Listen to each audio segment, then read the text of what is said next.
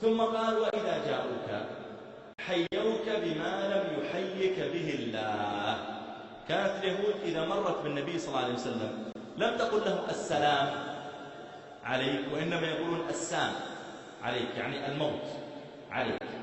وكان النبي صلى الله عليه وسلم بكل هدوء يقول وعليكم، ما يحرق أعصابه وأنتم كذا وعليكم.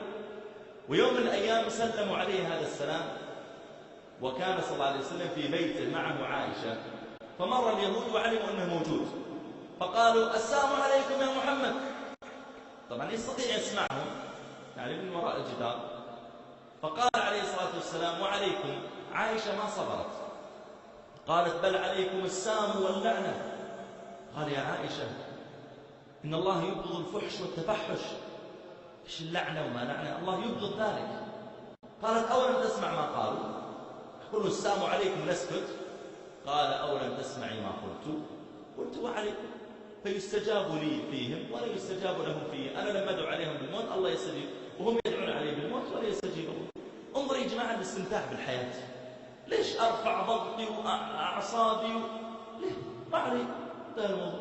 لازم أعصب والله يلعنك والله يفعل وعليك وانتهى. فأولئك يحيونه بما لم يحيه به الله.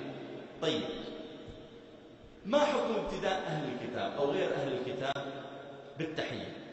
يعني أنت لو كان يشتغل معك ناس غير المسلمين، هل يجوز إذا دخلت تقول السلام عليكم؟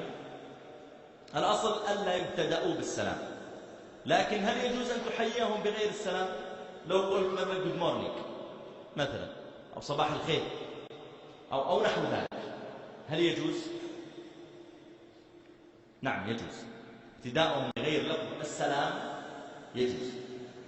طيب لو بدأوك هم بالسلام، واحد غير مسلم، لأن غالبا الآن ما يقولون السلام عليكم. يعني شفت لك مثلا يوم فلبيني كافر يقول السلام عليكم مثلا، ويتعمد أن يقول السام الموت، ما يفهم هو، لكنهم يقولون السلام عليكم. فإذا ابتدأك غير المسلم بقوله السلام عليكم، فهل ترد تقول وعليكم السلام ولا تقول وعليكم؟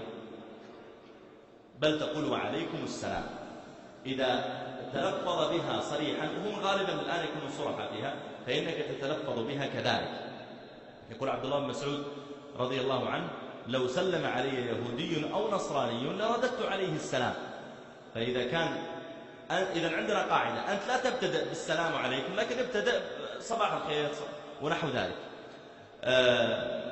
لكن إذا سلموهم عليك فإنك تقول عليكم السلام. وهذا في حكم رد التحية عليهم.